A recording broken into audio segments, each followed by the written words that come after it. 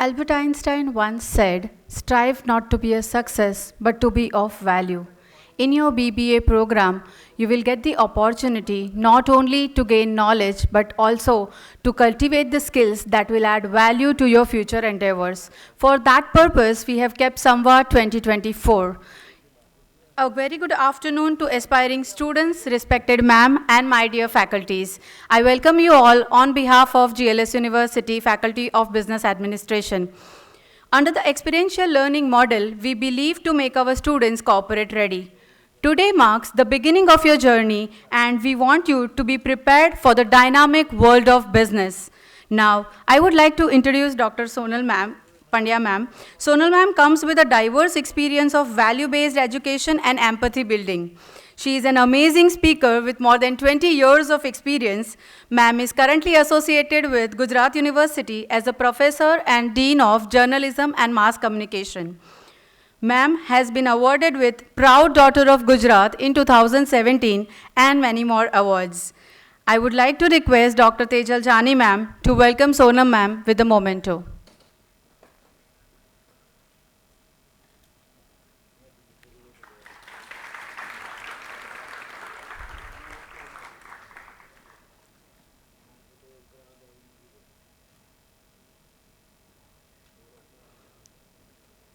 Now, without taking much of your time, ma'am, I would like to invite you on the stage.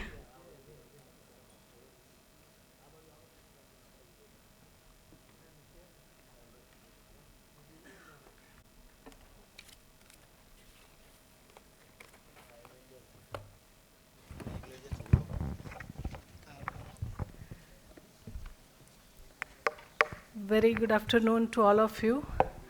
Uh, this is an opportunity to meet the young people, and I've been associated with the GLS family equally with my academic career. I did work with Sudhir Bhai in Syndicate. I did work with Devang Bhai in Syndicate. So that way, I think GLS is another family. I'm having a number of good friends, those who are working in GLS. So I'm very happy and really very glad to meet you all, because I think this is the beginning of your term and interacting with the youngsters. Because while we talk about the teacher, I should not confine to my own class, because generally I used to teach now more of a PhD and MPhil student.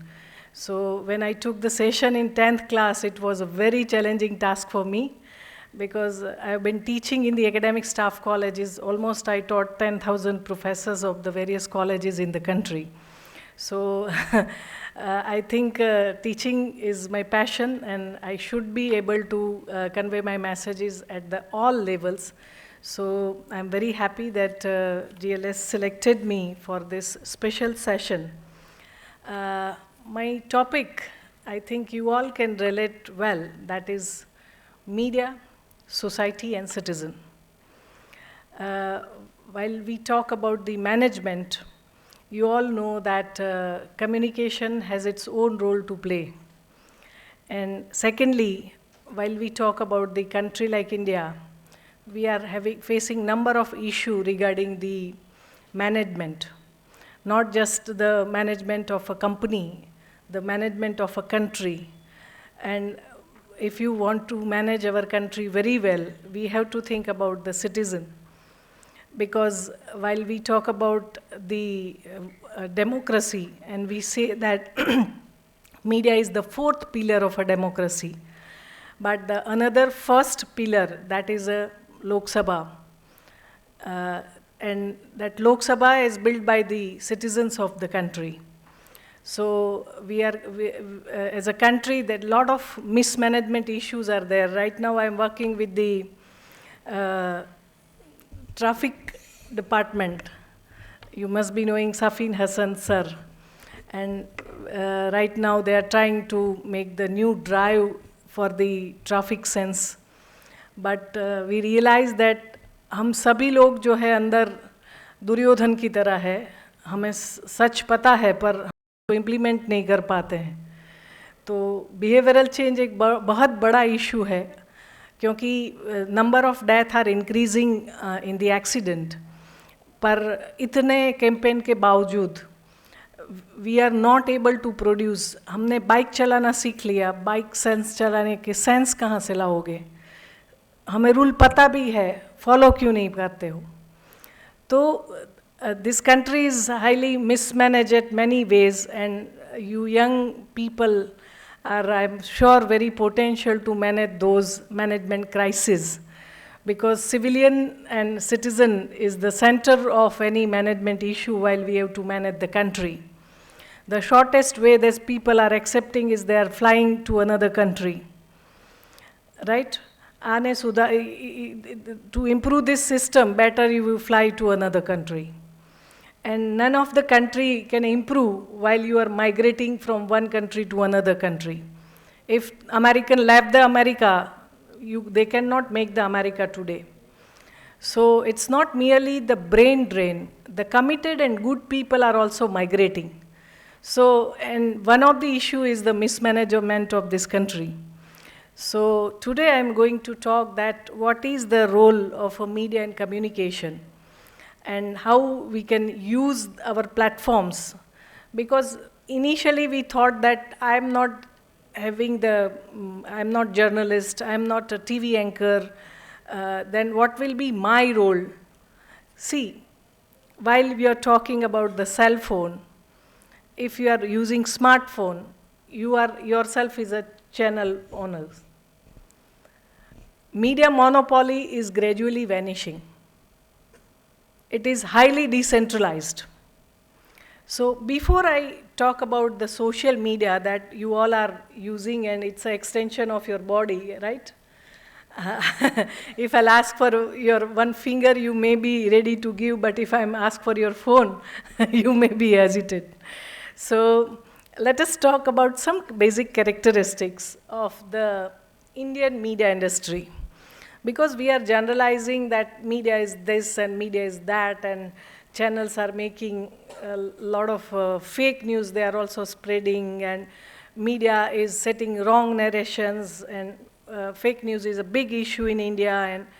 But who are governing this media industry? Who are controlling this media industry? And what are the basic nature of Indian media industry? Before I switch over to the social media, I think I'll talk about the mainstream media. Mainstream media means newspaper, television, and radio. The first very important characteristic that you should analyze being now, because you all are no more the school student, and people are enjoying a lot while you are a school, living your uniform, no homework, no big bag to carry. But this freedom is coming to you with lot of responsibility. We feel that there is no requirement of a compulsion on college student. You know what to do, what not to do. So many people are saying that this is a freedom from uniform, freedom from homework, freedom from big bag. Of course, you deserve that freedom. But that freedom is also with a lot of responsibilities. That we trust you that you know what to do and what not to do. So, the worst governance is the governance where we have a scope of a punishment. हम ऐसे बोलते हैं कि इसको मार मार के सुधार दो. मार मार के दुनिया नहीं सुधर सकती. Right? We are a citizen, we are not the prisoners. So now you in college, when you are a citizen, you know your responsibility, and society has given that freedom with the trust on you that you know your rights and you know your duties as well. There is no requirement of a compulsion on you right now. So wish you good luck, first of all, for that new freedom that you will going to enjoy. Enjoy that freedom with responsibility. That is my first suggestion to you. I hardly give advices to the people because instructional communication छोटे बच्चे को भी नहीं 4 साल का बोलेगा मुझे पता है मुझे क्या करना है. So now you all are, so being a teacher of communication, I think the phase of instruction communication has gone, so I am not giving advice. but I just, as a friend, I suggest you that enjoy your freedom with responsibility. The first characteristic is Indian media industry. All medias are simultaneously flourishing in India. For example, when after newspaper, radio was a medium, people think that now the days of newspaper that will not continue, but that was not happen. After television, many people thought that television is a glamour boy, it's a live demonstration medium.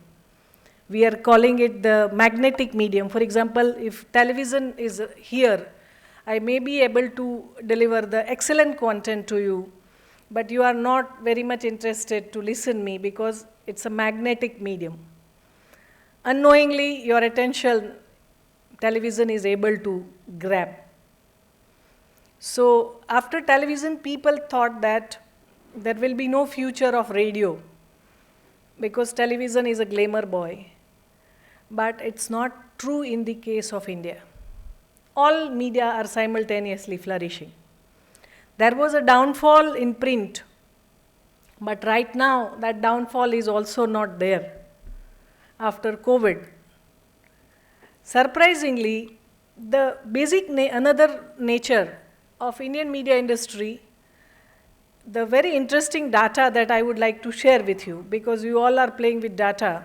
So madam asked me that you need the PowerPoint presentation. I said that I hope that you will feel some power in my presentation, because all the time you are busy with the screen. So why there is a screen between you and me? Let us go for eye-to-eye contact. If the data presentation is mandatory, then I will definitely go for but I'm not going to give much data, but very interesting supporting data of my argument. That is, Indian media industry is multilingual. And not merely multilingual, you may surprise to know that after independence, people thought there will be no future of English journalism in India, because 0.2% people are knowing English in this country. No will subscribe the English newspaper in India after 47. But that argument never proved true in India. Today, none of the state in India is having the mother tongue as an English. Even though largest selling English daily is not published from any English-speaking country. It is published from India, that is Times of India. दुनिया का देश का एक भी राज्य ऐसा नहीं है जहाँ की मदर टंग इंग्लिश है. फिर भी सबसे ज़्यादा अंग्रेज़ी का जो सर्कुलेशन है वो टाइम्स ऑफ इंडिया का है वर्ल्ड में, जो भारत में से प्रकाशित होता है. ये कोई नई बात नहीं है. द और interesting data that I would like to justify my argument, that is, out of the 10 major newspapers in India, Times of India comes on the 4th, 5th, sometime on 6th rank. So rest of either the regional language or the Hindi language. Malayalam, Manorama, Dainik Jagran, they are having larger circulation than Times of India. You all are dealing with the business, and now media is not part and parcel of the corporate. Media itself is a corporate. So, सबको लगता था कि अब अंग्रेज़ी में लोग पढ़ने लगे, शिक्षा चल रही है, फिर भी regional journalism has its own role to play. People are crying in Gujarati, Gujarati का क्या होगा, what will be the future, and the coming generation is not studying in Gujarati medium. Around 10% people maximal are able to learn in English medium school according to the quota. So if I'll run the paper, I'll run my paper for 90% or 10%. obviously for 90%. So regional journalism, vernacular press, Hindi press is also simultaneously growing with the English press. So media industry is flourishing multiple level and multiple languages. So this kind of versatile media industry is nowhere in the country. It's a very interesting area to study as well. And you also study that language and management. You know that in new education policy also they are focusing on regional languages. So language economy also you should understand. So media and multilingual media business is right now existing in India. The second very interesting point, हम सबको लगता है कि जब 24 hours का news channel आया तो we thought that who will listen the news for 24 hours. आज out of 900, 450 channels are news channel, including English, Hindi and other regional languages. Or when we people are used to listen the Doordarshan, 20 minutes of news, तो हमें लगता था कि हम तो भाई bonded viewer है, टीवी देखना है तो दूरदर्शन देखो वरना बंद कर दो. आज प्रॉब्लम ये है कि we have lot of channels, but हमें लगता है कि almost all channels are same.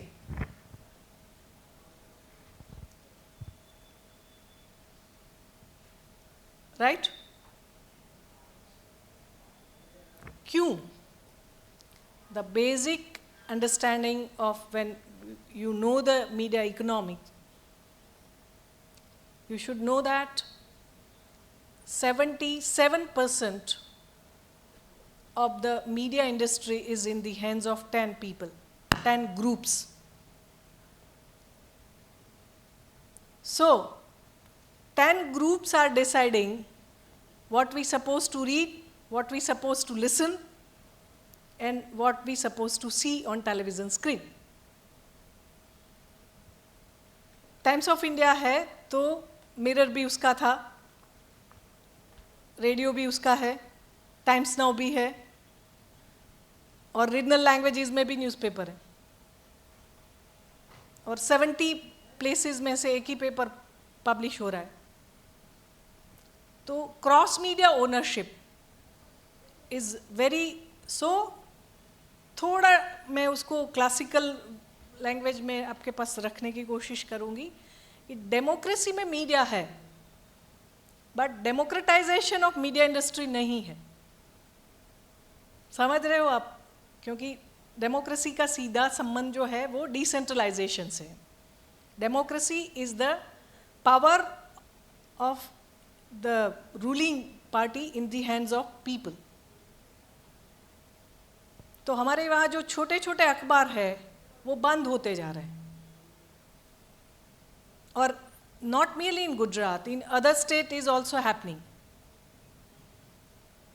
So our cross media ownership इतना है कि हमें लगता है कि हमारे पास 400 चैनल्स है,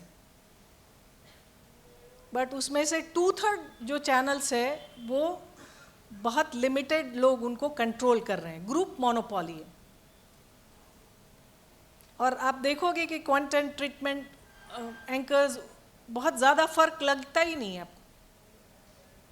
तो ये दूसरी बात है कि you should being a student of management, you should know the ownership pattern of the media industry in India. Third, very interesting, when we talk about the privatization, media has a power without authority. हम उसको fourth pillar of democracy क्यों बोलते हैं? यहाँ बाहर कचरा का कूड़ा पड़ा है, बड़ा ढेर, as a media professional, I cannot remove that, but I can click that picture. So immediately I can create a pressure on corporation. So I have a power without authority.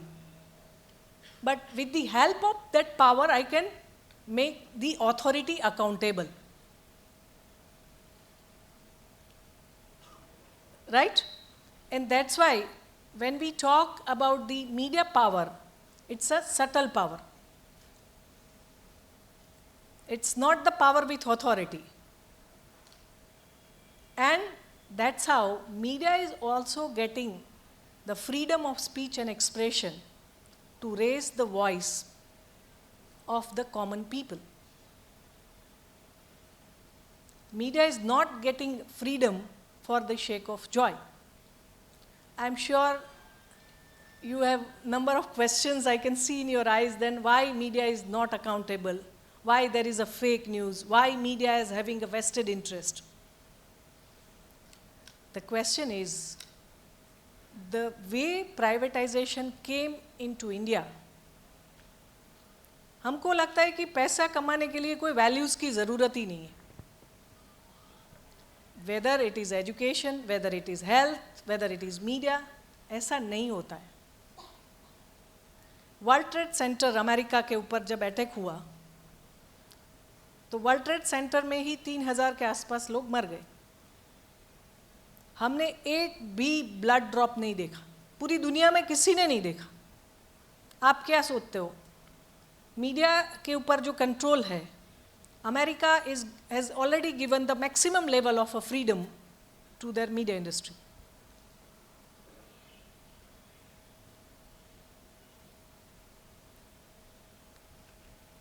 Unitedly, press owners decided not to create panic among the citizen. That we call self-censorship.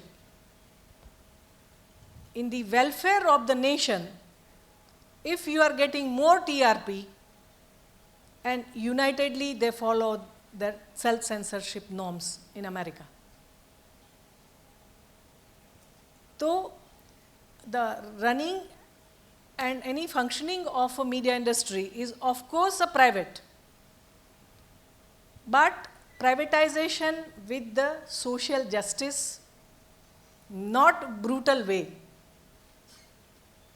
We all feel, right? System is more important, values are more important, and in business we feel that जो बिकता है वो चलता है. That is not the right way. In any privatization without the values, it is the very, very dangerous for the nation. The fourth very interesting characteristic of Indian media industry, I'm not talking about the political Bharat, I'm talking about the rural India. So India versus Bharat. So you can hardly see the voices and faces in our India mainstream media industry of farmers, laborers, housewives. आप देखो तो आपको पता चलेगा कि इन सब लोगों का कोई वॉइसेस हमें मेनस्ट्रीम मीडिया में सुना ही नहीं देता है. आप कोई भी चैनल उठा लो, आपको लगता है कि almost 58% of the people in India in agriculture industry. आप शहर की बात करो तो 40% of people in Ahmedabad they are living in slum area.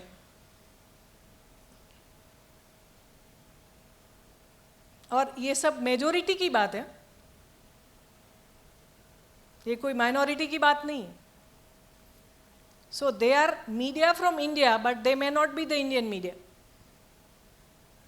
इसीलिए those who are having a media orientation, काफ़ी बार you feel that you are foreigners in your own country. You hardly know the grassroots level reality because our curriculum, our social environment and our media industry, and media is a mirror of the society. But this mirror is catching the faces of urban elite people. We know about the shopping mall. In Gujarati, the crop we call it is a mall. But we hardly know about the mall in the field. We should know the mall, which is the Alpha Mall, another mall. So there is always a fight between India versus Bharat. And India is ruling over the representation in media industry. Unfortunately, a lot of contradiction is also going on in media industry. आप एक तरफ ये बताते हो कि save the water, Liril की add में इतना पानी नहाते हुए कोई लड़की को दिखाते हो, वुडन फर्नीचर दिखाते हो और सेव द ट्री की एड देते हो, औरतों को रोता हुआ ही दिखाते हो और फिर विमेन एम्पावरमेंट के लिए बात करते हो. So these are the paradox are also existing in media content. The very big concern which I expect from you people that you have to analyze, there is no difference between news content and entertainment content. If you deal with the foreign newspapers, I did some project with them. The content that we are consuming in the name of news, they are laughing. Sonakshi Sinha ने क्या पहना था शादी में और सिंदूर लगाया था कि नहीं, वो प्राइम टाइम न्यूज़ में आता है.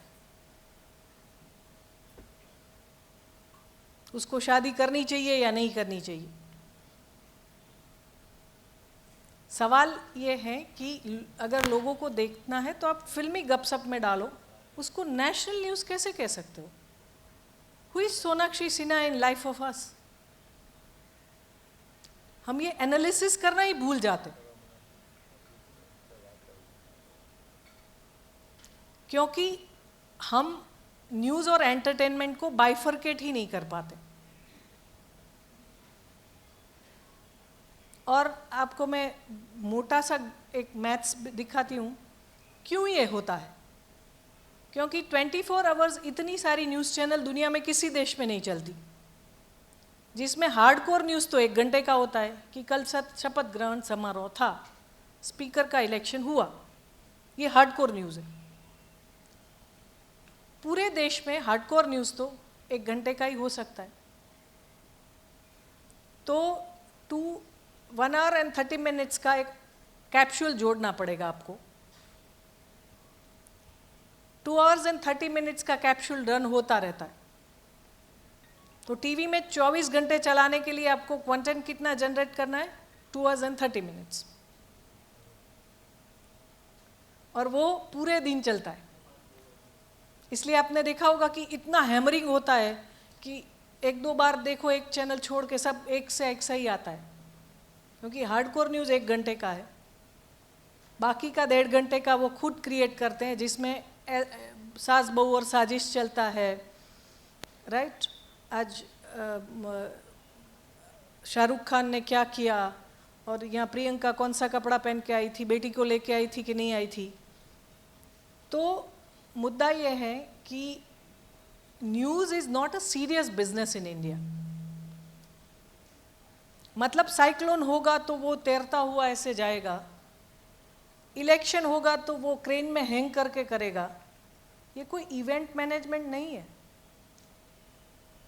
ये कोई शादी नहीं है कि ऊपर से ऋषि कपूर ने फूल डाले श्रीदेवी के ऊपर चांदनी में. News is a serious business. And इतना मिक्सचर जिस इस देश में है न्यूज़ और एंटरटेनमेंट का, आपको अगर दूरदर्शन आप नहीं देखते हो तो आपको लगता है कि प्योर न्यूज़ तो सिर्फ दूरदर्शन में ही आता है, कि इतना इतना हुआ बात खत्म. तो एंटरटेनमेंट और news value is a very very serious issue in India. हमें फेक न्यूज़ की बहुत ज़्यादा चिंता है, पर हमें याद रखना चाहिए कि फेक न्यूज़ के साथ साथ एंटरटेनमेंट एंड न्यूज़ का जो लाइन ऑफ डिमार्केशन है वो हम भूल चुके हैं.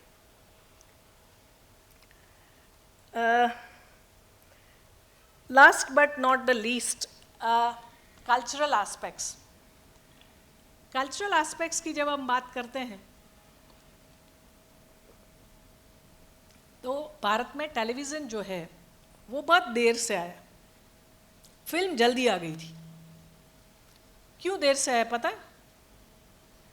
सबको लगता था कि टेलीविज़न जो है हमारी संस्कृति का जो रूट है वो हिला के रख देगा, हमें नहीं चाहिए टेलीविज़न क्योंकि वो घर घर जाता है। तो आप सोचो 31 में हमारे वहाँ टॉकी फिल्म आ गई थी, पर हमारे वहाँ टेलीविज़न है वो 59 में आया, वो भी एक्सपेरिमेंट बेस पे, और उसका एक्सपेंशन तो 82 के एशियाड के बाद हुआ।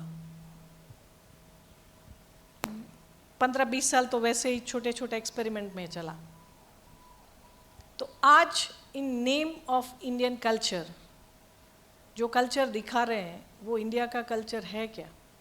स्पेशली हमारे जो शॉप ओपेराज है या OTT प्लेटफॉर्म्स है, हम किस क्वालिटी ऑफ एंटरटेनमेंट की बात करते हैं?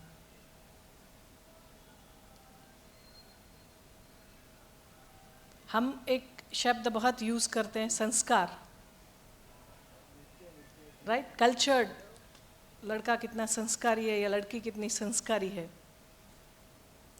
कैसे हम तय करते हैं? या पैर छूते हैं या दुपट्टा लेती है, ये तो सब छोटे छोटे सिंबल हैं। According to me, I think our taste of entertainment decides whether we are civilized, we are cultured, or we are sanskari. हमारे एंटरटेनमेंट के टेस्ट क्या है? राइट?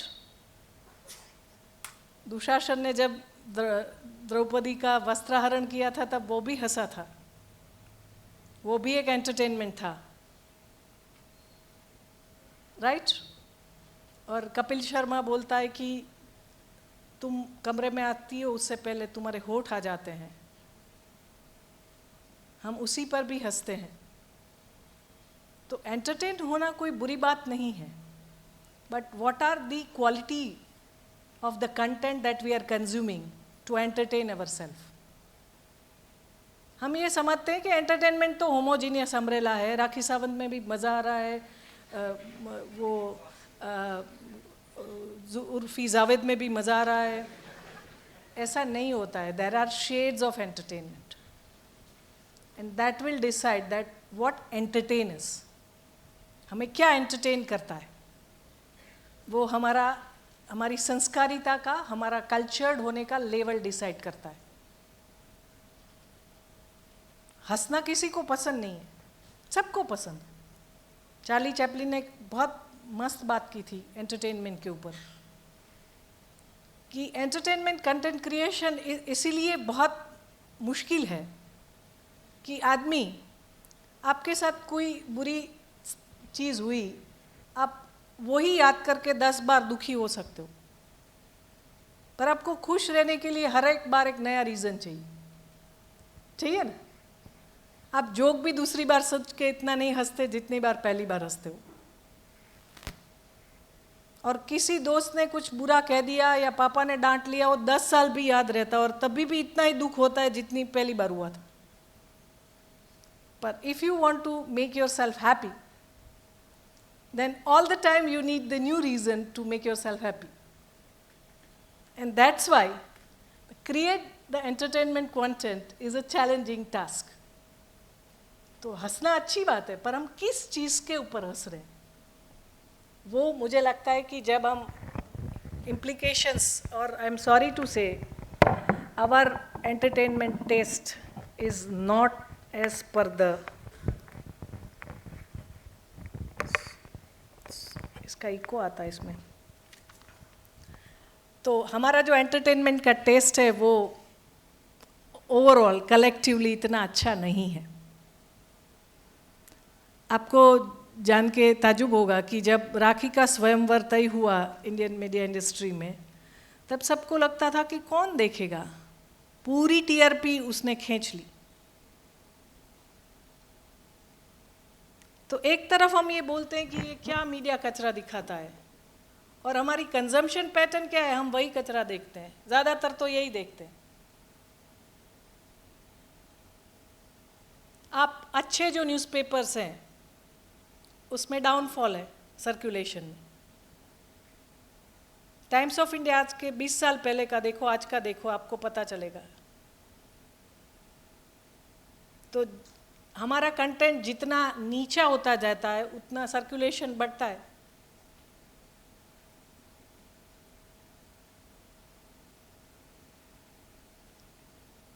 ગુજરાતીમાં એક બહુ સરસ શબ્દ છે, હળવું અને હલકું. હળવું હોવું જોઈએ, હલકું નહીં હોવું જોઈએ. પણ આપણા collective taste, our collective taste, light doesn't always mean a cheap.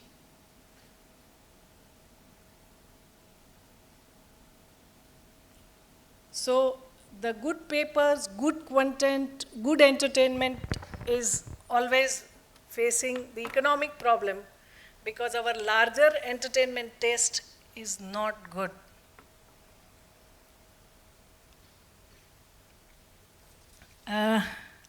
Last, that you have to understand that agenda setting theory is very easily applicable in India.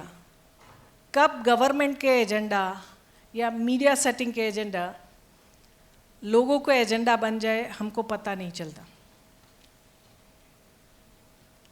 National priority हम भूल जाते हैं कि हमारा जो इश्यूज़ है वो पाटीदार वर्सेस ब्राह्मण का झगड़ा नहीं है, पर आप सभी जानते हो कि यही सब ज़्यादा से ज़्यादा चलता है. और आम लोग भी सुशांत राजपूत की डेथ के लिए 3 महीना चला था. वो डेथ था या नहीं था, but he was a very young talented actor. हमें सबको दुख है, पर सुशांत के सिवा कोई बात ही नहीं करता था. तो ये एजेंडा सेटिंग थियरी का प्रयोग political parties and media industry इतने सारे माध्यम होने के बावजूद बहुत अच्छी तरह से करती. तो मुद्दा ये है कि मीडिया इज़ पावर, और जब हम सोशल मीडिया की बात करते हैं मुझे लगता है कि हमारे सब के पास वो पावर है. Let us talk about the basic characteristic of the social media जिसने पूरी दुनिया बदल दी. रॉबिन जेफरी एक एशियन मीडिया का एक्सपर्ट है, उसने बोला कि ह्यूमन सिविलाइजेशन की 2 ही इन्वेंशन मुझे बोले, उसमें से एक मैं टेलीफोन जो सेल फोन है उसको मानता हूँ, जिसने हमें इंफॉर्मेशन एज तक पहुँचा दिया. क्या है उसकी विशेषता? ये जो सोशल मीडिया नेटवर्क है वो पार्टिसिपेटरी है, इंटरैक्टिव है, ओपन है, लो कॉस्ट है, मल्टीमीडिया है, उसमें टेक्स्ट भी है, आवाज़ भी है, संगीत भी है, कलर भी है, और कनेक्टनेस. कितनी बड़ी कनेक्टनेस, ये कोई छोटी बात नहीं थी. जब 2004 में हमारे जर्नलिस्ट टीचर थे, he went to the China, और उसने बोला कि मैं एक फ्लाईओवर से पास हो रहा था, दूर गांव में एक फार्मर फ़ोन में बात कर रहा था.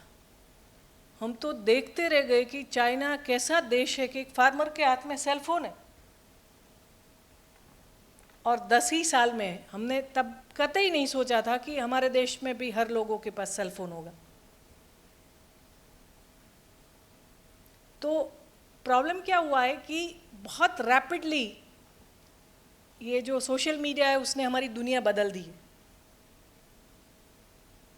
पर उसके साथ सवाल क्या है? अगेन आई एम सेइंग, अगर हम कलेक्टिवली हमारे सोशल मीडिया यूजेस की पैटर्न को देखें तो भी हम ज़्यादातर सोशल मीडिया कंजम्पशन एंटरटेनमेंट के लिए ही करते हैं. मीडिया का तो 3 रोल है, to inform us, to educate us and to entertain us. तो जो Indian consumption pattern of the telephone है उसमें भी ज़्यादातर smartphone users we are using the smartphone. अभी एक स्टडी हुआ है कि स्मार्टफोन आने के बाद मैडम लोग बोर नहीं होते, तो बोर होना चाहिए साइकोलॉजिकली।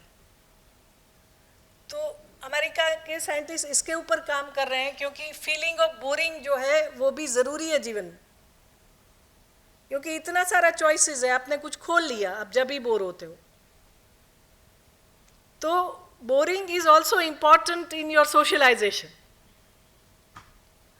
सवाल ये है कि जब हम मीडिया और सोशल मीडिया की बात करते हैं तो उसके प्रॉब्लम को ज़्यादा फोकस करते हैं। हमारा इंडिया का एक नेचर भी है, टेक्नोलॉजी का यूज़ करो फिर उसको ब्लेम करो। That is not the right way. Television जब आया तब बोलते थे कि this is an idiot box. I said no, it's a box of idiot. आपको नहीं पता उसको कैसे यूज़ करना है। फ़ोन स्मार्ट नहीं, हम स्मार्ट होने चाहिए, पर हमें पता ही नहीं है कि स्मार्टफोन यूज़ कैसे करता है। हम किसी पर्सनालिटी डेवलपमेंट की जब बात करते हैं तब एटिकेट्स की बात करते हैं। जब हम पर्सनली सोशल मीडिया प्लेटफॉर्म पर है तब नेटिकेट भी सीखना होगा। फ़ोन करके बोलते हैं, हाँ हेलो कौन बोलो, आपने फ़ोन किया है। That is your role to introduce yourself. कभी मैडम बुलाएगी तो पूरा एक मॉड्यूल में ले सकती हूँ, how to use mobile, netiquettes, how to develop netiquettes. पर सवाल ये है कि उसका एडिक्शन, घर घर में प्रॉब्लम है, फ़ोन छोड़।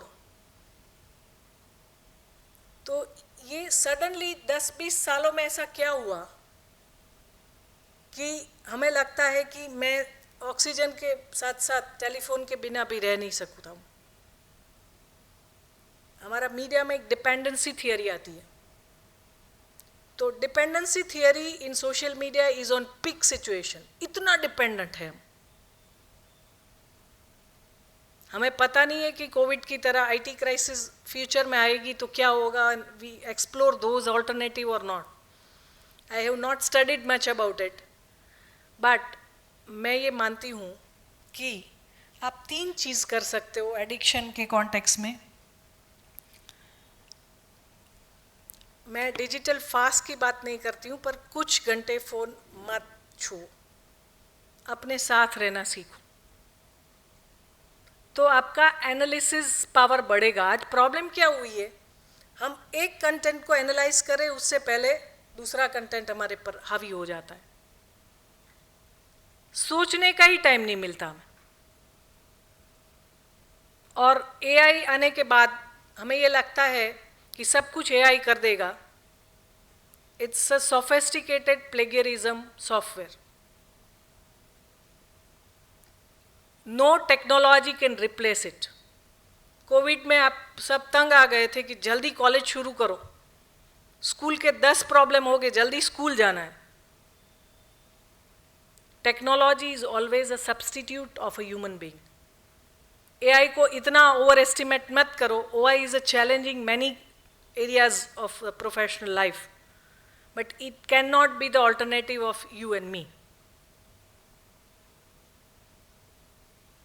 सवाल ये है कि जब हैप्पीनेस की बात करते हो तो यही जो सोशल मीडिया कंजम्पशन है वो हमें डिप्रेशन की ओर ले जाता है। क्यों? कंपैरिजन करते हैं। वेकेशन में हम घूमने गए थे कश्मीर, पर वो तो स्विट्जरलैंड गया, तो मेरी कश्मीर की खुशी चली गई।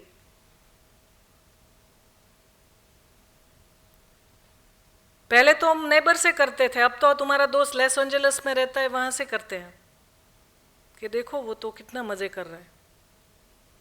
और प्रॉब्लम यह है कि सोशल मीडिया इंटरपर्सनल में हमेशा रोजी पिक्चर ही देता है।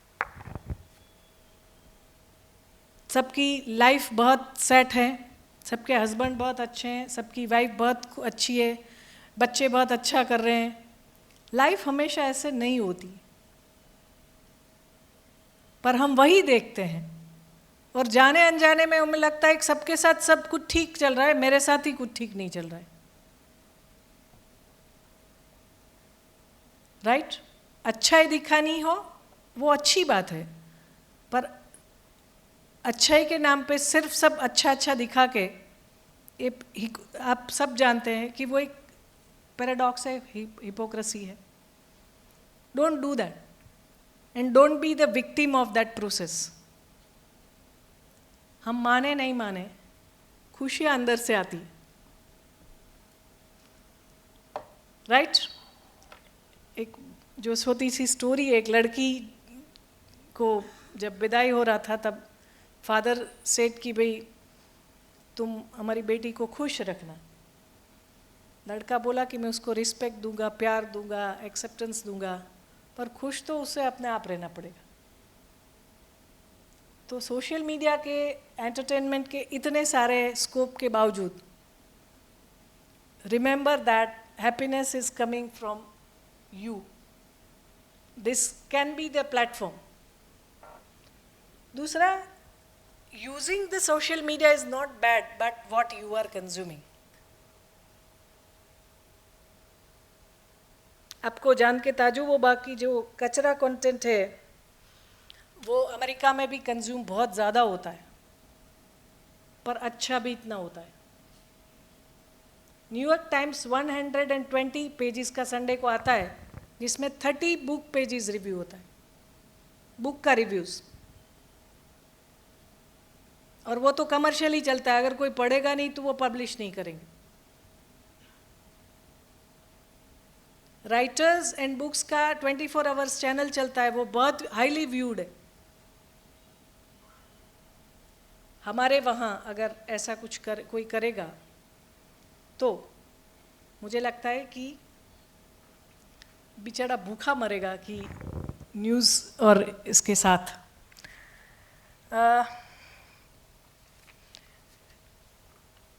The last issue with the social media, feeling of missing, वो ऐसा समय बहुत देता है कि हमारे ज़िंदगी में कुछ मिस हो रहा है. तो मुझे लगता है कि जो कंपैरिजन का स्कोप है वो मोटिवेशन तक ठीक है, बट अननेसेसरीली हमें लगता है कि हमारी ज़िंदगी में कुछ खाली सा है. और आप सब ये रोज़ कोई ना कोई फॉर्म में एक्सपीरियंस करते हो. और सबसे ज़्यादा जो साइकोलॉजिकल काउंसलिंग की रिक्वायरमेंट जो है वो इसी से है. वर्चुअल आइडेंटिटी एक दूसरी बात है. हमने अभी एक स्टडी करवाया कि what kind of a profile picture people are using. और जितने भी डार्क कंप्लेक्शन वाले लोग हैं वो सब फिल्टर यूज़ करते हैं. हम ब्राउन स्किन है तो एक्सेप्ट कर लो. इसीलिए 1978 में जब फेयर एंड लवली ब्रांड तय हुई, दे डिसाइडेड कि अगर आप फेयर है then and then you are lovely. तो हिडन मैसेज तो यही है उसका. और हम सबको पता है कि कोई भी डर्मेटोलॉजिस्ट है वो हमारा कंप्लेक्शन को ज़्यादा बदल नहीं सकता. तो be happy with your brown skin,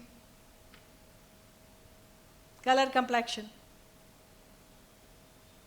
तो ये जो सेल्फ आइडेंटिफिकेशन है which we are projecting in social media, sometime it doesn't match with the reality, और इसकी वजह से आपको साइकोलॉजिकल प्रॉब्लम होती.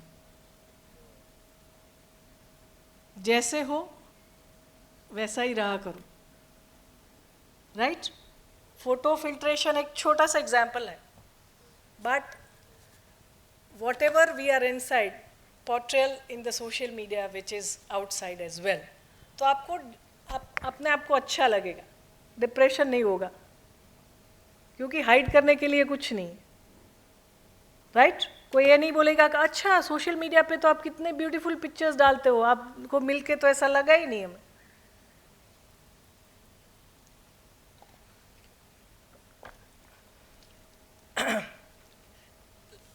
Last that is cyber bullying की विक्टिमाइज अननोइंगली आप होते हो. और सबको लगता है कि मैं अपना यूट्यूब चैनल खोल सकती हूँ. हमारे वहाँ सोशल मीडिया में प्रॉब्लम क्या हुआ है पता है? जो लोगों ने कुछ पढ़ा ही नहीं है उसने लिखना शुरू कर दिया. इसीलिए द सोशल मीडिया में आप जोक की कंटेंट देखो, आप इंस्पिरेशन की कंटेंट देखो, इतना इंस्पिरेशनल स्पीकर चल रहे हैं आजकल। मैंने बोला कि अगर इतनी इंस्पिरेशन है तो कोई पेपर कभी फूटता ही नहीं, इतनी वैल्यूज होती है हमारे देश में। तो मुद्दा ये है कि be realistic while you use the social media platform। सवाल जो मेरी आखिरी बात है वो है सिटीजनशिप की।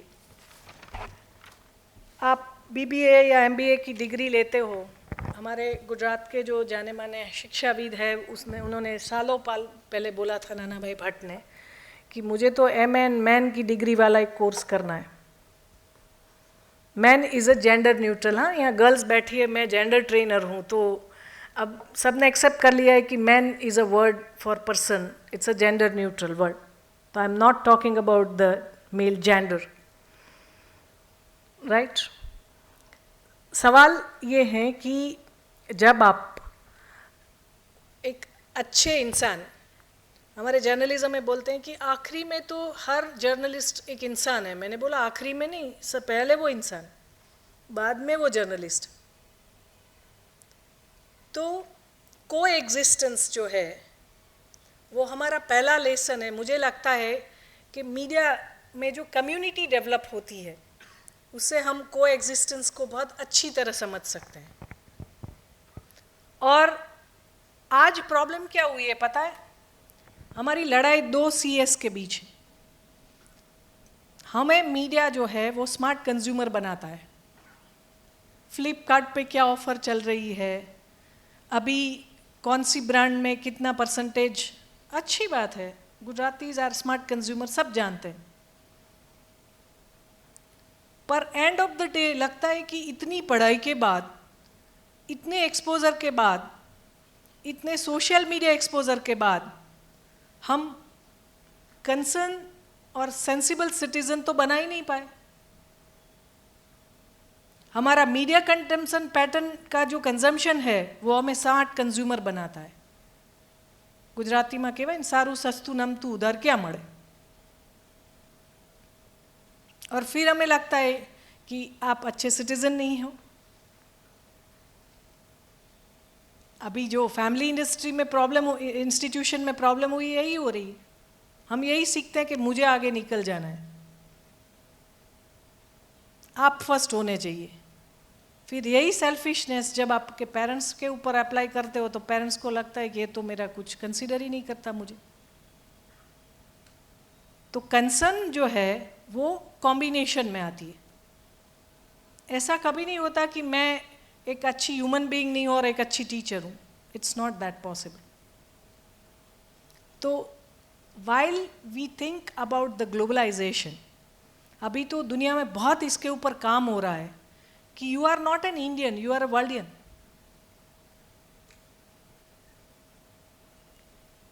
जो कविता है जावेद जी की, पंछी नदिया पवन के जोके, कोई सरहद ना इन्हें रोके, तो बिल गेट्स ने कहा है कि social media is a human square. एक किताब है वर्ल्ड इज फ्लैट, कि वर्ल्ड अब गोल रही नहीं है, फ्लैट है। जो सिलिकॉन वैली में जो सोशल मीडिया यूज करता है यही तुम्हारे यहाँ अहमदाबाद में खाड़िया में करता है।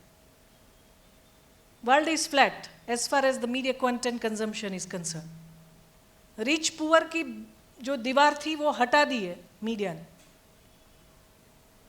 तो सवाल ये है जिसके ऊपर बात होता है, ग्लोबल विलेज। एरिक फ्रोम ने लिखा था small is beautiful. We converted this whole globe in village, right.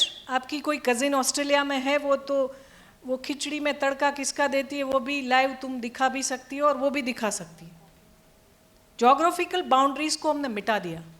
ये बहुत बड़ी बात है टेक्नोलॉजी की। We salute that. We created this whole earth as a village. Human square बोलते हैं बिल गेट्स। तो we are in square. How this small earth is more livable place. तो इसके लिए मुझे लगता है कि हम जो सिटीज़न की बात है, रूल ऑफ लॉ की बात है, उसको स्ट्रेंथन करने में ये प्लेटफॉर्म का यूज़ कैसे करें. वो क्लीनलीनेस ड्राइव है या बेटी बचाओ है या ट्रैफिक सेंस है. हम अभी ये सोच रहे थे, we are designing the campaign for the traffic sense. एक भी चौर रास्ता ऐसा नहीं है जहाँ ट्रैफिक का नियम का पालन होता है, एक भी नहीं. और इतने सारे नॉर्म्स है, क्यों ऐसा? हमें दुर्योधन में से अर्जुन बनाना है, पर क्यों नहीं बन सकते? इतने कम्युनिकेशन की चैनल है, क्यों एक चौराहा ऐसा नहीं खड़ा कर सकते जहाँ सब लोग ट्रैफिक से चलते हैं, नियम से चलते हैं? तो we are having the community leaders, caste leader, religious leader, and we are in the crisis of good citizen. So media is power, and that power is in the hands of you people now. You think that how you can be a better human being, better citizen, and this small earth can be more beautiful and livable earth. For that matter, there is a www, world wide web. पर उसका use हमें किसके लिए करना है? World wide wisdom के लिए. इस प्लेटफॉर्म का यूज़ हमें ह्यूमन कंसर्न के लिए करना है. इस प्लेटफॉर्म का use better human being then the coexistence can be possible. In the name of individualism, we cannot be the isolate. Reach and connect is a different. We have a reach. We need the connection. So we wish that you all will use this media power to connect with the heart of other people. You think for other people, and not merely this country, this whole globe is not just a square, but more beautiful and livable place for all of us. Thank you so much to listen me peacefully. And any questions you have to raise, any comments you have, I'm more than happy to reply. Thank you so much, ma'am, for your valuable insights towards, especially towards the use of social media. That is the necessary thing for this generation to learn. Thank you so much for making us learn the lessons of humanity, which is also the necessity. Okay, I express my heartfelt gratitude for GLS University for allowing us and helping us towards facilitation of such events. I would also like to thank Dr. Shefali Dane ma'am for giving us, guiding us, and facilitate the events. I would also like to thank all the faculty members for helping us towards the orientation program. Also like to thank the admin staff throughout the admission process. Till now, they have been working so hard. Last but not the least, all the student volunteers, thank you so much for being always there besides us.